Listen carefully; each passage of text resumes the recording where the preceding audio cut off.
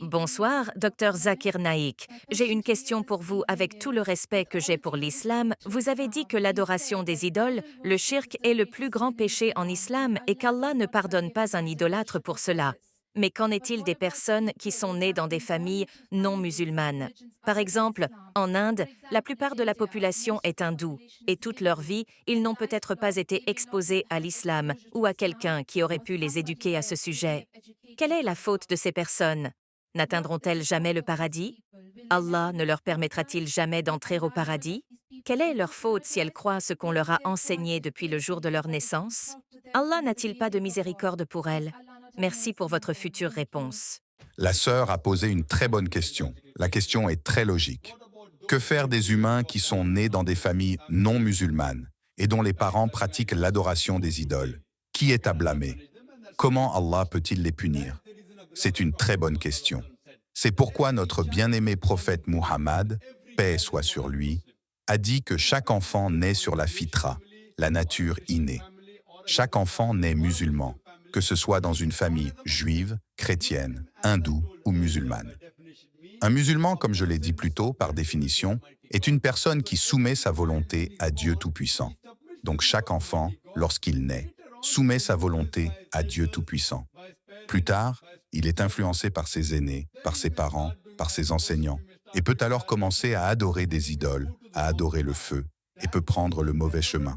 C'est pourquoi, lorsque quelqu'un accepte l'islam, le terme le plus approprié est reconversion et non conversion.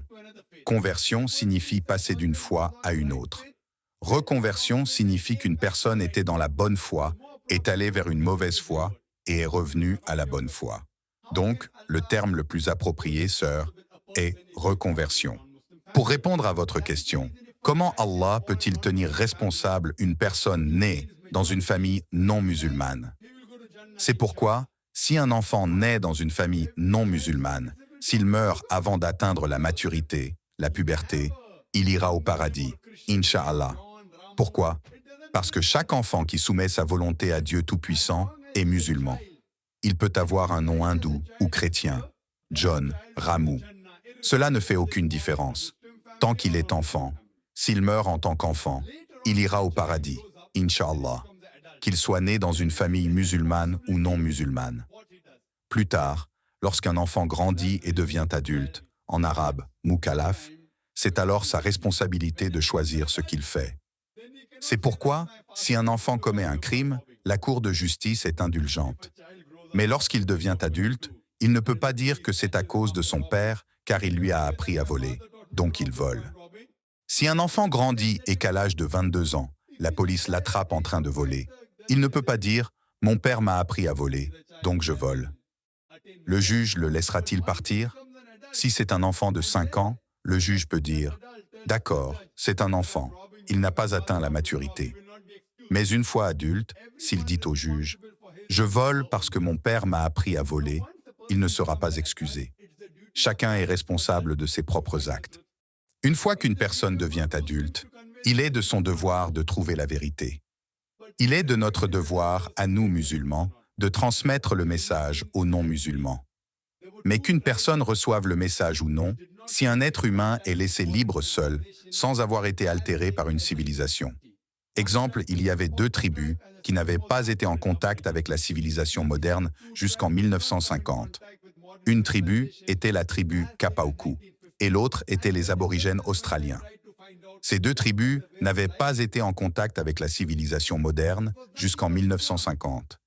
Et lorsque des chercheurs sont allés étudier leur mode de vie, c'était rien d'autre que l'islam, mais ils ne se nommaient pas musulmans. Ils croyaient en Dieu. Ils croyaient que Dieu n'avait pas d'image, pas d'idole. Ils se prosternaient en adorant Dieu. C'était tout de l'islam, sauf le nom.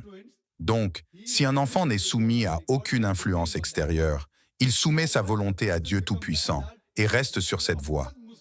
Une fois adulte, c'est notre devoir en tant que musulmans de transmettre le message de l'islam. Si nous ne le faisons pas, Allah nous tiendra responsables. Il nous tiendra responsables. Mais que nous fassions le travail ou non, Allah dit dans le Coran, dans la sourate Fussilat, chapitre 41, verset 53, que bientôt nous leur montrerons nos signes dans les horizons les plus éloignés, et dans leur âme, jusqu'à ce qu'il soit clair pour eux que c'est la vérité.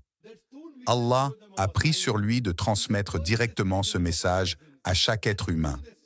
Donc, que les musulmans fassent leur travail ou non, qu'ils soient de bons exemples ou de mauvais exemples, Allah mettra directement dans le cœur de chaque être humain, qu'il soit musulman ou non, la vérité sur l'existence d'un seul Dieu, en arabe, fitra, la nature innée. Donc, une fois que le message arrive, cet être humain peut suivre ou non l'islam. Il peut ne pas le suivre en pensant que s'il accepte l'islam, il devra abandonner les choses qu'il aime, il devra abandonner l'alcoolisme, les rendez-vous galants, la danse et toutes ces choses qui sont haram en islam, alors qu'il peut toujours accepter l'islam en faisant ses péchés. Il peut ne pas accepter le message, alors il est responsable de son choix. De même, si le père lui apprend quelque chose de mal, comme voler, c'est à lui de réaliser que voler est haram, c'est un péché, c'est quelque chose de mal. Il ne peut pas aller dire au juge que parce que son père lui a appris, il vole.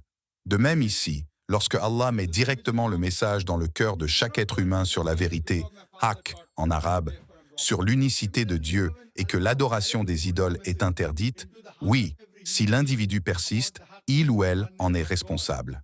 Donc, le jour du jugement, Allah dit qu'aucun non-musulman ne contestera jamais la justice d'Allah, car vos membres témoigneront contre vous, vos yeux, vos mains parleront sur vous. Donc, le jour du jugement, même ceux qui seront mis en enfer ne contesteront jamais la justice d'Allah. Ils diront simplement « S'il vous plaît, donnez-nous une autre chance » et Allah dira « C'est trop tard. Il y a eu de nombreuses chances dans ce monde, mais vous ne vivez qu'une seule fois dans ce monde. Donc, le jour du jugement, aucun non-musulman, aucun être humain, même s'il est mis en enfer, ne contestera la justice d'Allah. Ils diront simplement « S'il vous plaît, pardonnez-moi » et ce sera trop tard. Tout ce qui est dans ce monde, comme Allah le dit dans la sourate Mulk, chapitre 67, verset 2, est un test pour l'au-delà. J'espère que cela répond à la question, sœur. Pour rapidement approfondir les propos du docteur, si une personne n'a jamais entendu parler de l'islam, même en étant adulte, ou qu'il a entendu un faux islam, ira-t-il en enfer, lui aussi? La réponse est dans le Coran. Allah a dit dans la sourate 17, verset 15, « Et nous n'avons jamais puni un peuple avant de lui avoir envoyé un messager. » Donc si une personne n'a jamais entendu parler de l'islam, ou que l'islam qu'il a entendu est totalement mensonger, il ne sera pas puni par Allah, car Allah est juste dans son jugement, qui est le plus parfait. Et l'imam An-Nawawi, je pense que tout le monde connaît ce grandiose savant, il a dit dans son explication du Sahih Muslim, volume 2, page 188. On en déduit que celui qui n'a pas reçu l'appel de l'islam sera excusé. Si vous voulez savoir si un bon chrétien ira en enfer, cliquez sur cette vidéo. Le docteur Zakir Naik répond à cette question.